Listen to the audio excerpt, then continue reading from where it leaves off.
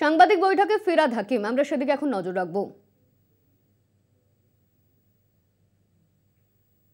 সেগুলোতে ওই চেকিং অর্থাৎ লাগেজ চেকিংটা কিভাবে হবে এগুলো সব নিয়ে বিশদভাবে আলোচনা হলো এবং আমরা সবাই মিলে যে যার নিজের দায়িত্ব ভাগ করে নিলাম যাতে সুষ্ঠুভাবে মেলাটা হয়।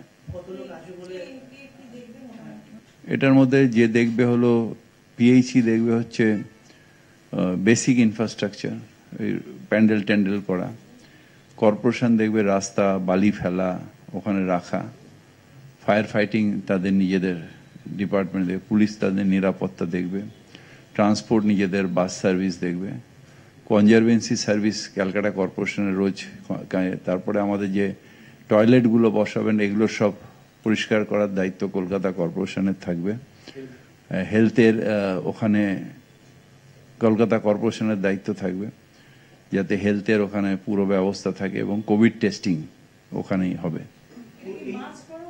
না মাস্ট না, যাদের শরীর খারাপ তাদের আমাদের এতে নিয়ে আসতে তাদের টেস্ট করবো, যদি পজিটিভ হয় তখন ওই ICMR এ পাঠাতে হবে, আর যদি যাদের এমনি শরীর খারাপ হবে যদি তাদের হসপিটালাইজ লাগে কয়েকটা হসপিটাল রাজ্য সরকার আমাদের দিয়ে রেখেছে সেখানে তাদের ট্রান্সফার করবে। যদি উপসর্গ থাকে টেস্ট করলাম, যদি নন কোভিড থাকে তখনও তাদের যদি শ্বাসকষ্ট হচ্ছে, কষ্ট হচ্ছে, অক্সিজেন লাগতে পারে তখন তাদের আমাদের যেরকম ভাঙড় আছে কয়েকটা জায়গায় রাজ্য সরকার আমাদের মার্ক করে দিয়েছে যতগুলো বেড খালি থাকবে সেগুলোখানে পাঠাবো। আর যদি কোভিড হয় তাহলে আমরা বেলেঘাটায় পাঠিয়ে দেবো, ওখানেও কতগুলো আইসোলেশন বেড রেডি আছে।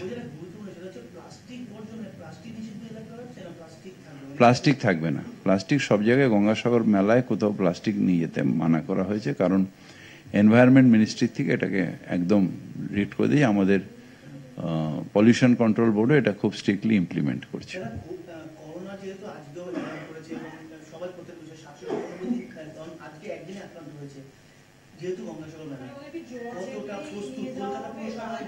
আমরা পুরোপুরি প্রস্তুত আছি, কিন্তু আমি আপনাদের বলি সেইভাবে ভয় পাওয়ার কিছু নেই। একটা বড় গ্রুপ তারা সেট করে দেয় আপনাদের সামনে যে কোনটা ইস্যু হবে, কিন্তু অ্যাকচুয়ালি এখনো ওমিক্রনের মতন করোনা হয়, করোনা কোনোদিনই যায়নি, করোনা ছিল, আমাদের ইমিউনিটি পাওয়ারটা বেড়ে গেছে। যাদের ইমিউনিটি পাওয়ার নেই তাদের 6 মাস আগেও করোনা ছিল, আজকেও করোনা আছে, হসপিটালে ভর্তি হলে কম ইমিউনিটি নিয়ে অনেক সময় করোনা দেখা যাচ্ছে। তার মানে এই নয় যে বাজারে সবার করোনা হচ্ছে, ইমিউনিটি পাওয়ার কম থাকলে করোনা আছে আজও।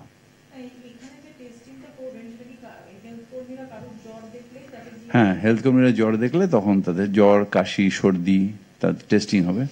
কাশি সর্দি হলে এমনিও আমাদের ওষুধ দিয়ে তাকে ঠিক করতে হবে। যদি দেখা যায় যে খুব বেশি রেসপিরেশন প্রবলেম হচ্ছে, হার্টের প্রবলেম হচ্ছে, কিডনির প্রবলেম হচ্ছে, তখন তাকে আমরা হসপিটালাইজ করে দেবো।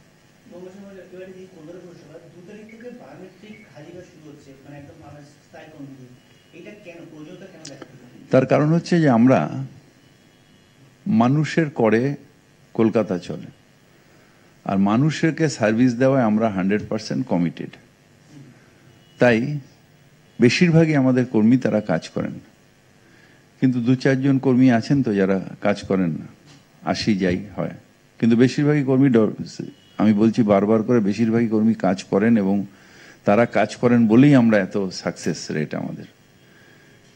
কিন্তু যাতে সবাই কাজ করে, একটা কাজের পরিবেশ তৈরি হয়, সেই জন্য এই বায়োটা। এবং রাজ্য সরকার যেহেতু করেছে, আমরা রাজ্য সরকারের নীতি অনুযায়ী আমাদেরও বায়ো অ্যাটেন্ডেন্সটা আমরা নিচ্ছি আস্তে আস্তে। এখনই নেই, বড় অফিসের পরে চালু করব সবাইকার। একটার সময় এখন স্থায়ী শুধু হচ্ছে, এরপরে অস্থায়ী হবে, বড় হবে, সবাই আসবে ফেজ ওয়াইজ। না না, এখানে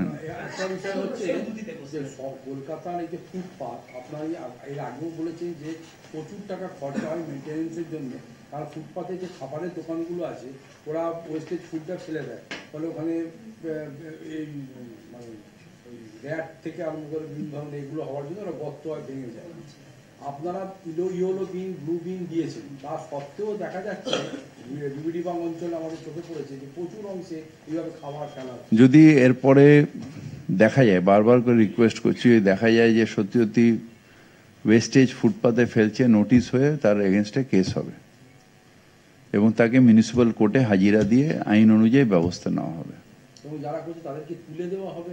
তুলে দেওয়া না, এখন আমরা মিউনিসিপ্যাল কোর্টে কেস করবো তাদের এগেনস্টে।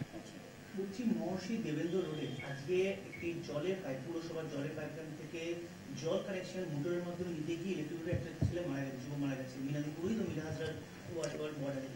কেসটা হচ্ছে মোটর দিয়ে তো পাম্পচার বেআইনি ছিল, অনেকে বেআইনি করতে যান, এটা দুঃখের, মারা গেছে অত্যন্ত দুঃখের। বেআইনি করতে যান, অনেক সময় এমন ওই সব জায়গায় এত ডেন্সিটি অফ পপুলেশন হয় যে কেউ কারো জায়গা ছাড়বে না, সেই জন্য আন্ডারগ্রাউন্ড পাম্প করে না। আন্ডারগ্রাউন্ড পাম্প না করলে তিনতলার সময় থাকে, এখানে মোটর ঢুকিয়ে তিনতলায় চললো।